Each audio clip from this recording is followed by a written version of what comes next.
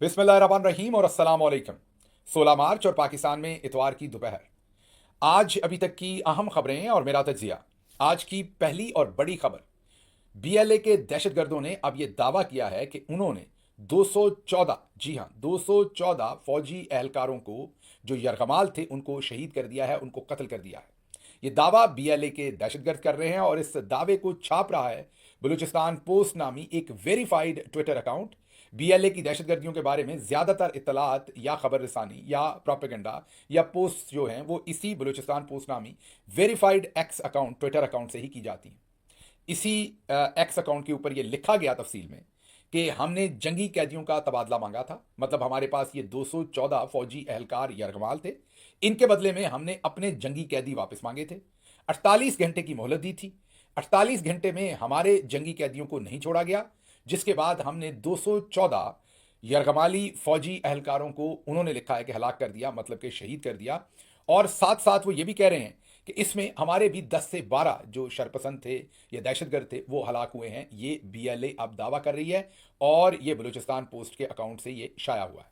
अब जाहिर है हमारा दिल या किसी भी पाकिस्तानी का दिल या किसी भी इंसान का दिल इस खबर को किसी सूरत मानने को तैयार नहीं होगा या दिल नहीं करेगा, लेकिन फिर करें तो क्या करें। जावेद चौधरी के नंबर देखें, दूसरे लोगों के नंबर देखें, बल्कि नजम सेठी का बयान आपके सामने रखता हूं, तो फिर ये जो इनकी स्टेटमेंट है इस पर दिल डरता है। क्योंकि ये 214 अगर हमारे फौजी एहलकार वाकई उन्होंने शहीद किए हैं तो ये हमारी ही माओ के बेटे हैं, ये हमारे ही भाई हैं। जाहिर है हमें इनकी तकलीफ होगी, पूरी कौम को इसकी तकलीफ होगी और पूरी कौम ये तकाजा भी करेगी कि ये जिन दहशतगर्दों ने ये किया है उनके खिलाफ एक डिसाइसिव कार्रवाई की जाए और उसके साथ साथ जिनकी कोताही की वजह से ये सब कुछ हुआ है उनके खिलाफ भी कार्रवाई की जाए। इसकी तरफ मैं आता हूं। पहले तो मैंने आपको बता दिया जो बीएलए के दहशतगर्दों ने ये सारे का सारा दावा किया है और कहा कि 48 घंटे की हमने डेडलाइन दी थी, उस डेडलाइन पर हमें कुछ रिस्पॉन्ड नहीं किया गया तो हमने ये किया है। अब जाहिर है डीजीआईएसपीआर ने एक डिफरेंट नंबर दिया। उन्होंने तो बताया कि 33 दहशतगर्द हलाक किए हैं, 26 हमारे लोग शहीद हुए हैं। लेकिन अब हमारा दिल तो नहीं कर रहा, ना ही हम मानना चाह रहे हैं, ना ही हम प्रोपेगेंडा करना चाहते हैं इस मैसेज का जो बीएलए के दहशतगर्द कर रहे हैं। लेकिन दूसरी तरफ हमारे बड़े ही अपने जो फौजी एहलकार हैं उनके घर वालों के अब मैसेजेस सामने आ रहे हैं। ये भी एक फेसबुक का पोस्ट है जो आपके सामने रख रहे हैं सोशल मीडिया पर। ये फेसबुक का जो पोस्ट है ये हमारे सामने जो आया है, ये मेतला साहब हैं। इनका नाम है खिजर महमूद मेतला। ये अपने आप को मामू बताते हैं अहमद साहब के। अहमद नामी ये फौजी एहलकार हैं जिनकी उन्होंने पूरी डिटेल अपनी इस पोस्ट के अंदर दी है और ये पोस्ट बहुत सारे लोगों ने शेयर की है, बहुत सारे लोगों ने इसे लाइक किया है, कमेंट किया है इसके ऊपर। मतलब कि ये बहुत ही ज़्यादा स्प्रेड हुई है। दोबारा हम रिपोर्टेडली कहेंगे एज पर सोशल मीडिया, क्योंकि हम इनको जानते नहीं हैं खिजर महमूद मेतला को। जो इनकी पोस्ट सोशल मीडिया पर है वो आपके सामने रखते हैं। बहुत मुश्किल उर्दू लिखी है, सारी नहीं पढ़ सकूंगा, लेकिन मोटी मोटी बात आपके सामने रख देता हूँ इनकी पोस्ट से। वो ये है कि मोहतरम आर्मी चीफ साहब, गुजारिश है कि फिदवी, और आगे उन्होंने लिखा है कि अहमद, और आगे उन्होंने नंबर लिखा है, ये लग रहा है जैसे किसी भी फौजी एहलकार का नंबर होता है। और उन्होंने लिखा है कि मैं उसका मामू हूँ। ज़िले लाई 3 दिन से हेल्प डेस्क और मुतलका हकाम से मालूमात करने के बाद हमें हमारे बेटे की शहादत और ज़िंदा होने की दरमियानी कैफियत से गुजारा जा रहा है। बारहा हमें उसकी शहादत की खबर दी गई। जब हमने डेड बॉडी की डिमांड करते हैं तो मिसिंग होने का जवाब दिया जाता है, जबकि हजूर के दस्ते रास्त जनाब डीजीआईएसपीआर साहब ने अपने मुतबर्रक बयान आली शान में इरशाद फरमाया कि ऑपरेशन कामयाब हो चुका है। कुछ जवानों की शहादत के अलावा तमाम लोग बाजियाब हो गए हैं। मालिक बंदा नाचीज़ आपके इदारे की सच्चाई और दयानतदारी पर बादज अलहामी कुतब बिल्कुल पूरे का पूरा पूरे दिल के साथ, कल्ब के साथ यकीन रखता है। मेरे हजूर एक नौजवान लड़की जो अपने 3 मासूम बच्चों के यतीम होने और बेवगी जैसे दर्दनाक ख्याल से रो नहीं सकती, और बेवा माँ जिसकी नज़र दरवाजे की चौखट को तकते तकते पथरा गई है, इन पर नजर करम फरमाएं। अगर हजूर की तबीयत पर बारे गरा ना गुजरे और जान की अमान पाऊं तो दस्त बदस्त रहम आली जा रहम की दहाई पेश करता हूं। तेरी एक नज़र की तो बात है, मेरी ज़िंदगी का सवाल है। अल अर्ज़ मोरखा 15 मार्च 2025, खिजर महमूद मेतला। और उन्होंने ये कहा है कि तमाम लोग इस पोस्ट को आगे बढ़ाएं। अब मैं जाहिर है जैसे मैंने आपको कहा कि ये मुमकिन है, डीजीआईएसपीआर उस दिन बता रहे थे कि बहुत सारी प्रोपेगेंडा पोस्ट भी हुई, सोशल मीडिया पर झूठ भी बोला गया, तो मैं क्योंकि खिजर महमूद मेतला को जानता नहीं, ये फेसबुक के ऊपर एक पोस्ट है, 7 तस्वीर भी शाया की गई हैं, साथ उनका आर्मी का नंबर भी दिया गया। अगर ये झूठ है तो गवर्नमेंट को फौरी तौर पर इसे डिनाई करना चाहिए। हम भी उस डिनाइल को सामने रखेंगे आवाम के। लेकिन अगर ये सच है तो फिर ये दिल चीर के रख देने वाला खत है। और एक तरफ बीएलए के दहशतगर्द कह रहे हैं हैं कि हमने 214 यरगमाली फौजी एहलकारों को कत्ल कर दिया है, शहीद कर दिया है। दूसरी तरफ DGSPR कह रहे हैं कि हमारे सिर्फ 5 फौजी एहलकार इसमें शहीद हुए हैं। तीसरी तरफ जो मेतला साहब हैं, खिजर महमूद मेतला, जो मामू हैं अहमद साहब के, बकौल उनके रिपोर्टेडली वो क्लेम कर रहे हैं कि मेरे भांजे के साथ हमें पता नहीं चल रहा क्या हुआ है। अगर ये रिपोर्ट, बार बार मैं कह रहा हूँ, मुझे नहीं पता कि ये पोस्ट सच है कि नहीं, अगर ये सच है तो फिर ये दिल चीर देने के लिए काफ़ी है। तो ऐसे हालात में अगला जो बयान है वो आपके सामने मैंने रखना है, और वो है नजम सेठी साहब का। वो कह रहे हैं कि इस पर वजाहत होनी चाहिए कि दहशतगर्द यरगमाल करके किसी को साथ ले गए हैं या नहीं। उनको खुद नहीं पता कितने लापता हैं, कितने साथ ले गए हैं। अगर मान लें कि वो यरगमाल करके साथ ले गए हैं तो आप उन्हें कैसे छुड़वाएंगे? अफगानिस्तान तो नहीं ले गए कहीं। अब नजम सेठी साहब भी डायरेक्टली नाम लिए बगैर DGSPR के ऊपर ये सवाल भी कर रहे हैं और क्वेश्चन कर रहे हैं उनकी एबिलिटी को, कि उन्हें खुद नहीं पता कि कितने लोगों को ले गए। ये मैं नहीं कह रहा दोबारा, ये नजम सेठी साहब कह रहे हैं। अब दोबारा आपको मुझ पर गुस्सा आ जाएगा, फिर 2-4 FIR ठोक देंगे आप, तो ये मैं वो रिपोर्ट कर रहा हूं जो नजम सेठी साहब कह रहे हैं। अब मैं अगली खबर बताता हूं आपके सामने, तो आपको अंदाजा होगा कि मुट्ठी में से जैसे रेत सरकती है, पाकिस्तान के अंदर हालात ऐसे बना दिए गए हैं, और ये सब कुछ रजीम चेंज के बाद हुआ है। और मेरे और आपके मैं यही कहूँगा कि जो हमारा वतन है या हम वतन है, उनको इस वक्त हमने लहू लहान कर दिया है, परेशान कर दिया है। एक एक खबर चीख चीख कर कह रही है कि मामलात वहाँ दुरुस्त नहीं है। तो अगली खबर जो आपके सामने रखूँगा वो पेशावर में धमाके में जख्मी मुफ्ती मुनीर शाकर इंतकाल कर गए हैं। मुफ्ती मुनीर शाकर वही हैं जिन्होंने हाल ही में, जब DGSPR साहब ने शायद कोई मादनियात वगैरह का जिक्र किया था और कहा था कि ये पाकिस्तान की है, क्या कोई अपनी माँ के या अपने जहेज़ में लेके आया था, उस पर मुफ्ती साहब ने बहुत ही सख्त अपना एक बयान दिया था और कहा था कि क्या DG साहब इसे अपने जहेज़ में लेकर आए हैं। अब उसके बाद मुफ्ती मुनीर शाकर साहब के ऊपर एक दहशतगर्दी का हमला हुआ और उस धमाके में उनकी अब इंतकाल हो गया है। उनके बेटे से मंसूब बहुत सारे बयान इस वक्त मीडिया में हैं। कुछ बयान तो बहुत सख्त हैं, जिसमें यह भी लिखा है कि वो आर्मी चीफ का नाम लेकर भी तनकीद कर रहे हैं। कुछ बयान जो है वो सिर्फ DG का नाम लेकर तनकीद कर रहे हैं। कुछ बयान में नाम नहीं है, बल्कि सिर्फ इतना है कि जब तक हमें इंसाफ नहीं मिलता हम अपने वालिद की मैयत को नहीं दफनाएंगे। ये मुफ्ती मुनीर शाकर जिनका इंतकाल हुआ है, उनके बेटे से मंसूब ये बयान दिए जा रहे हैं। दोबारा कहूंगा, अगर ये बयान भी सोशल मीडिया पर झूठ है तो फिर इसका भी तदारक किया जाए और जो करेक्ट इन्फॉर्मेशन है वो आवाम के सामने रखी जाए ताकि वो सब तक पहुंचाई जा सके। अब इससे अगली खबर आपके सामने रखते हैं। मंगला बाईपास के करीब मोटरसाइकिल सवारों की वीगो डाले पर फायरिंग, 2 अफराद जाँ भाग, 1 शदीद जख्मी। जो लाशें हैं और जख्मी हैं उनको सिविल हॉस्पिटल जेहलम की बजाय पोस्टमार्टम के लिए रावलपिंडी मुंतकिल कर दिया गया, क्योंकि मौके पर वो हलाक हो गए, जाँ भाग हो गए।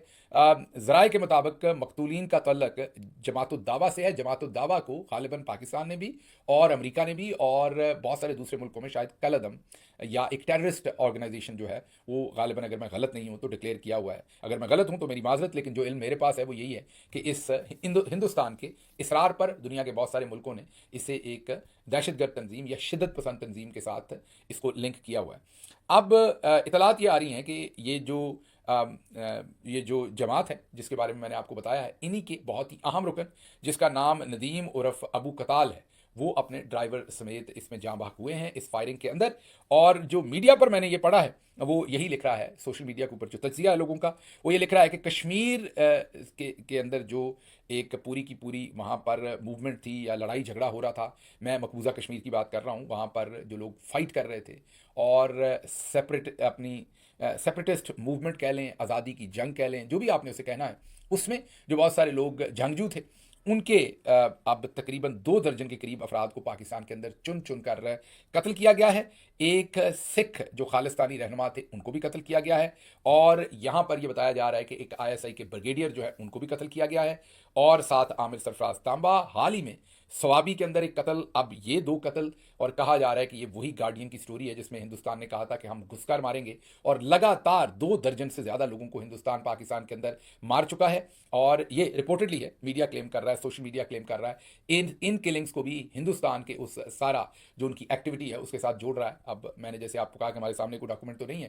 ये जो मीडिया में रिपोर्ट हो रहा है, जो एक मंजरनामा बन रहा है, उसका तज्जिया आपके सामने दे रहे हैं। और हमारी तरफ से अभी तक ना हिंदुस्तान के खिलाफ किसी किस्म का कोई इफेक्टिव मेजर्स लिए गए हैं, ना रिस्पॉन्ड किया गया है अक़वाम मुत्तहिदा में या किसी और फोरम के ऊपर कि इस सारे काम को रोका जा सके। तो ये एक और बुरी खबर आपके सामने हमने रखी है। अगली खबर की तरफ चलते हैं, बलूचिस्तान से है।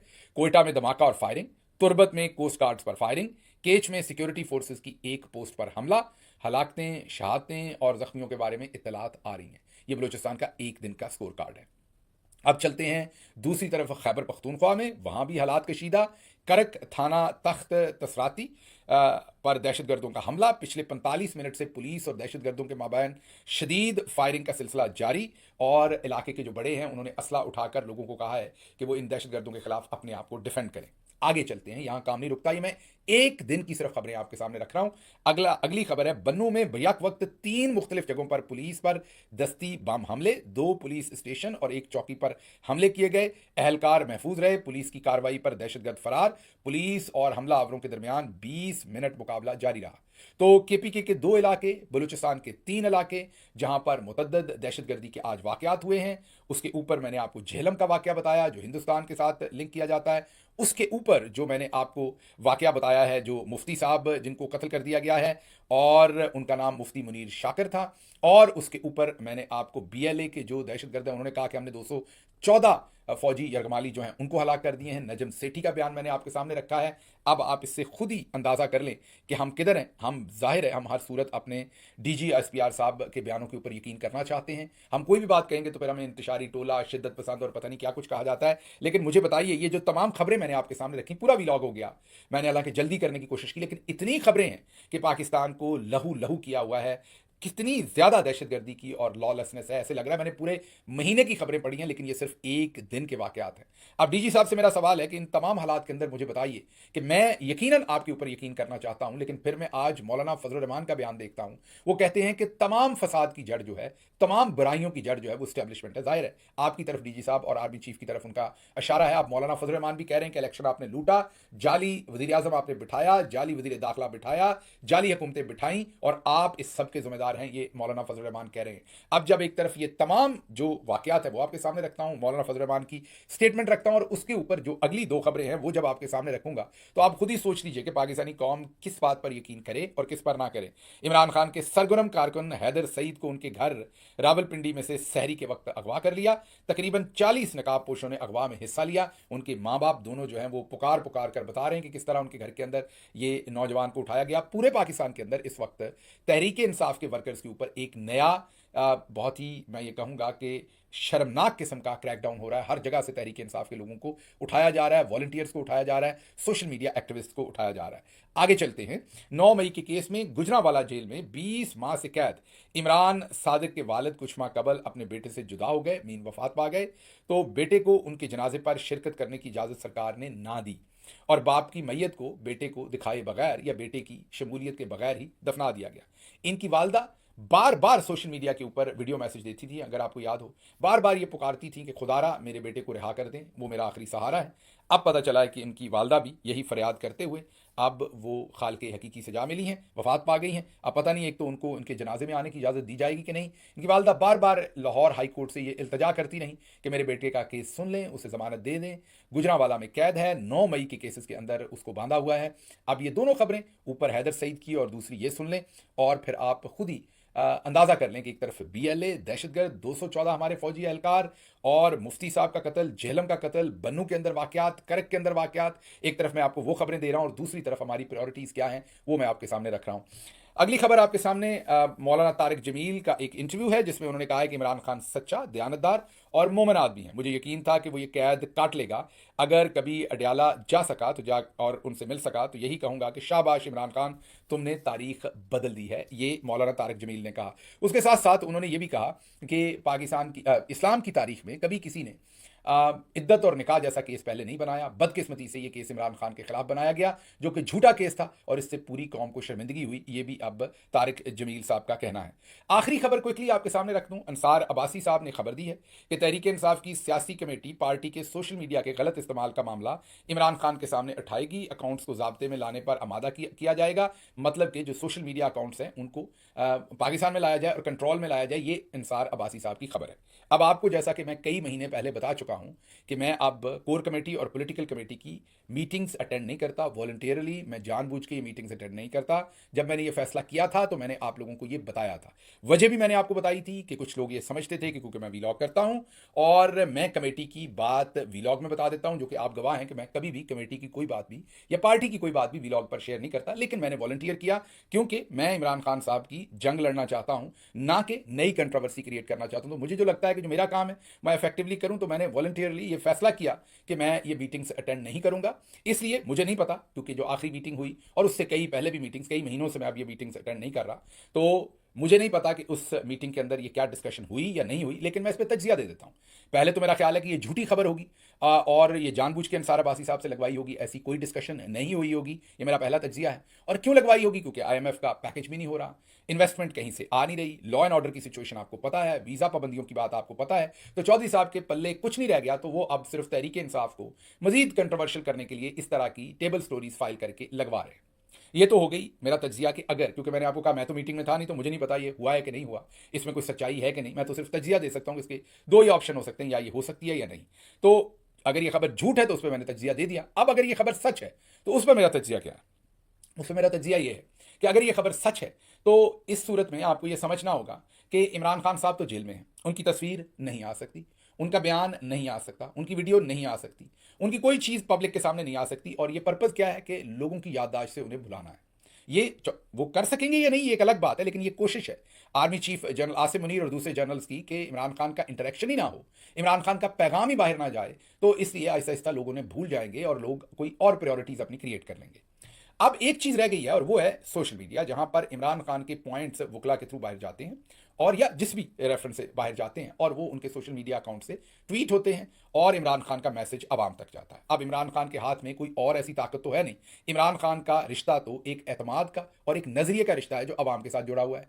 अवाम इमरान खान के सच के साथ जुड़े हुए हैं और इमरान खान वो सच अब जेल में से किसी और तरह से तो बोल नहीं सकते, सोशल मीडिया के थ्रू बोलते हैं। तो अब चौधरी साहब किसी भी तरह से उस सोशल मीडिया के ऊपर काबू पाना चाहते हैं, जिसके लिए शायद उन्होंने, मुझे नहीं पता, मैंने जैसे आपको बताया कि मेरे इल्म में नहीं कि ये खबर सच है कि नहीं, लेकिन अगर ये सच है तो हो सकता है उन्होंने फिर अपने किसी खास आदमी से ये बात करवाई हो या प्रेशर डलवाया हो या माहौल बनाया हो। लेकिन मैं नहीं समझता कि पार्टी की जो मौजूदा लीडरशिप है वो, या मैं नहीं समझता कि इमरान खान साहब स्पेशली ऐसा कुछ होने देंगे। और सोशल मीडिया का जो टूल है, जो एक आखिरी मैं ये कहूंगा कि अवाम और इमरान खान का राब्ता है, उसको काटा जाएगा। लेकिन हैविंग सेड दैट, खुदा न खास्ता ये काम किसी तरीके से कर लिया जाता है तो आपने घबराना नहीं। हम बैठे हुए हैं, हम इसी काम के लिए बैठे हुए हैं जो इमरान खान साहब का मैसेज होगा। हालांकि उसमें हमें बहुत सारी परेशानियों से गुजरना पड़ता है, बहुत सारी दुश्मनियां लेनी पड़ती हैं, अपने और पराए तकरीबन सारे ही नाराज हैं। और जब कभी हालात अच्छे हुए, अल्लाह करे बहुत जल्द अच्छे हो जाए, जब गुलशन में बाहर आएगी तो सबसे पहले हमारा पता कटेगा, क्योंकि हमारे साथ कोई है ही नहीं।